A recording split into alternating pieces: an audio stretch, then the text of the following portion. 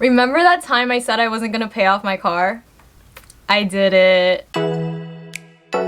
Hey guys, it's siu-yee. Welcome back to my channel. Don't forget to hit the like button and subscribe to my channel for more related content. Things do not always go the way you plan. I want to give you a rundown of the hiccups I have faced in just trying to give people my money. I also hope that this can be educational for someone else who's trying to purchase their leased vehicle, and maybe people can learn from my mistakes or experience when paying off creditors. So here we go. If you haven't seen any of my previous videos, I actually have a car lease that ends in May 2021, but I'm currently focusing on paying off my student loans, and I was going to just work on paying the minimum payments on this car lease because I already saved up a fund to pay for my car at the end of the lease. I also recently moved out of state, and I have to get a new license and registration for my vehicle. This process is a little bit more complicated when you have a leased vehicle because you don't have the title to your car, and I was fully planning on just paying the extra fee for a leased vehicle so that I wouldn't have to worry about paying off my car earlier rather than later. It turns out the DMV is not really accepting walk-in customers these days. I didn't quite consider that prior to making the decision to not pay off my lease early. I was able to go online and find the DMV closest to me, and I was able to reserve an appointment on January 6th to get my new license and hopefully register my car. However, since my car is a leased vehicle, they would have had to contact the leasing company to request a title, have them send it over to them, and then I would have to come back and register my vehicle in my new state. And that's fine. That process is very familiar to me because that's what I did when I moved to Pennsylvania in the first place. What I didn't account for is the scarcity of DMV appointments. So if I registered my car as a leased vehicle, I would have to probably wait another month for an appointment, and I don't think my insurance company would be down with that. A stipulation of changing my address was that I would try to get my vehicle registered within 30 days of that change. That would be January 9th. So that's really cutting it close for me to be able to get my title and actually be able to register my vehicle as a leased vehicle. So then I started thinking about just paying off my car.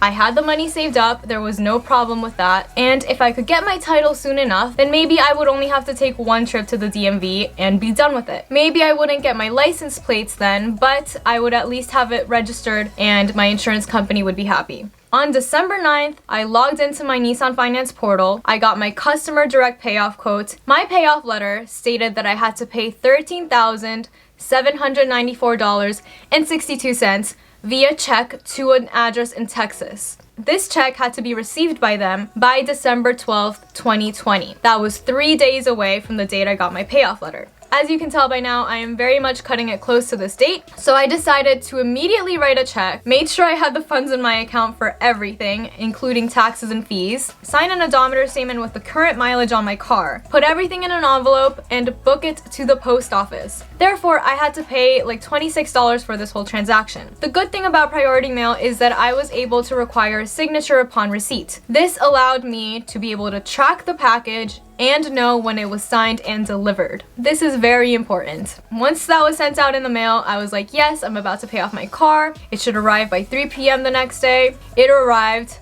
on Friday, December 11th, 2020, and it was signed by Nissan. Although they were a little late, I had proof that Nissan received my mail before the deadline of December 12th. And so since it was a weekend, obviously I wasn't expecting anything to reflect on my account. But by the time Tuesday came around, I was kind of getting nervous because it was a large sum, even though it was a check. That's what the payoff letter said. It said to send the check by mail. So I did call Nissan just to verify the payoff quote, but I should have specifically asked them if I could just pay it online. But I didn't, and that was mistake number one. On Tuesday, December 15th, 2020, I called Nissan and asked them why my payment had not been reflected in my account yet, and they told me that they didn't receive it. Keep in mind that my actual bank account still had the money I was gonna use to pay my car, so they hadn't cashed the check in yet, and I hadn't lost money. I was just worried because I thought maybe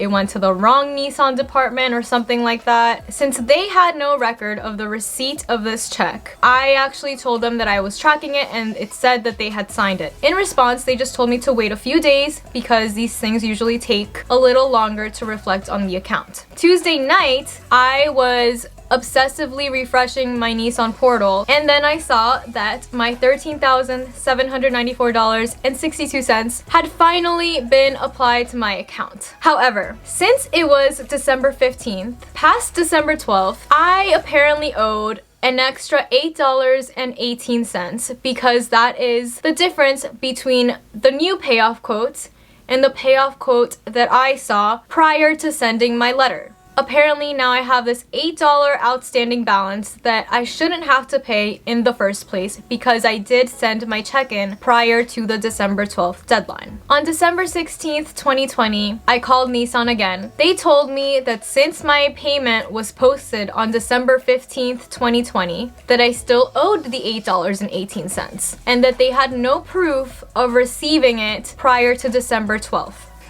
Well, I had receipts. I gave her the USPS tracking number on my USPS receipt, and she saw with her own eyes that Nissan had in fact signed and received my check by mail on December 11th, 2020. Prior to the December 12th deadline. She told me that she was going to take a screenshot and submit a request to have that $8 amount reset in my account because I had paid it in full. My account would effectively be closed within a few days, and at the end she told me, "Congratulations on paying off your car." I was so happy. I was like, I'm done, I'm good, like this is going to be closed in a few days, I'm going to get my title soon. I was happy. On December 21st, 2020, I called Nissan again because my account had not been closed yet. Someone else answered and she told me that the other person I spoke to had in fact left a note, but she didn't submit the request because the system probably crashed. What? Are you kidding me? So she decided to put in another request, and by this point I was really starting to contemplate whether it was really worth it because I was wasting days that I could get my title and just pay off my account, and that is the entire reason why I decided to purchase my car early. Either way, she submitted the request and she said, "Congratulations on paying off your car." I really wish people wouldn't say these things prematurely. That night I was like, I actually don't really trust that this request is gonna go through again. What if the system crashed again? So I scheduled a payment of $8.18 that night that was going to be processed the next day on the 22nd and posted on the 23rd, today. Yesterday, December 22nd, 2020, I come home and it looks like I got mail from Nissan. In that letter, I got confirmation from them that they received my check on December 11th, 2020, but that they couldn't process my payoff because I still owed $27.81 in taxes. Taxes that are a result of me living in Pennsylvania.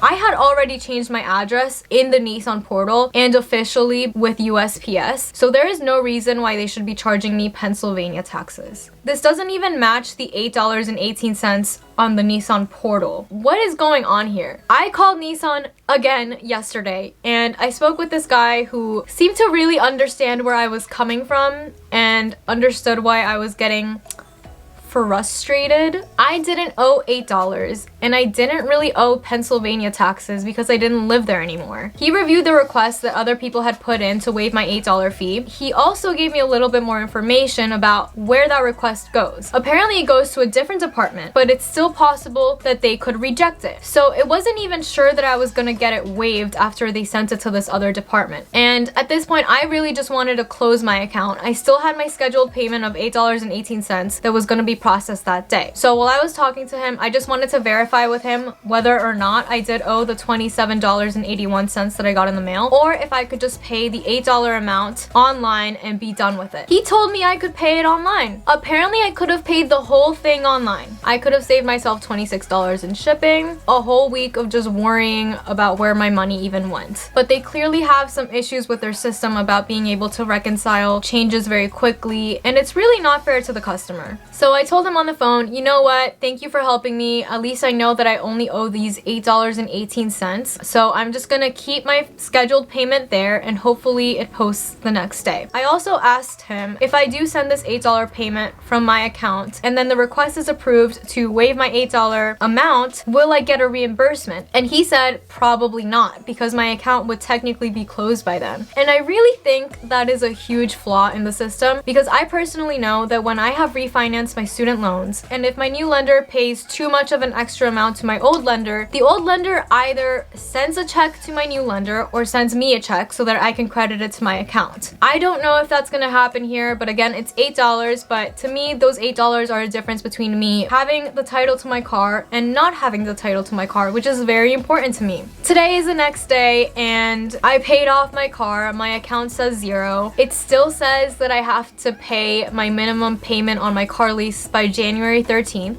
But until that account is closed, I am gonna keep contacting Nissan about it because I paid off my car. It should be my car and I should be getting my title very, very soon. I just really wanted to share my experience with this because I genuinely thought I had paid off my car. I had done everything they asked me to do, but yet they made it so hard for me to just close my account and be done with it. Anyway, I'll give you more updates in the future because right now I'm just waiting for the account to be closed and to receive my title so that I can register my car in my new state. Please let me know if you've had any experience like this paying off a car or purchasing a leased vehicle and how you handle the situation. Again, don't forget to like this video, subscribe to my channel for more related content, and share it if you think it'll help someone else. Thanks for watching.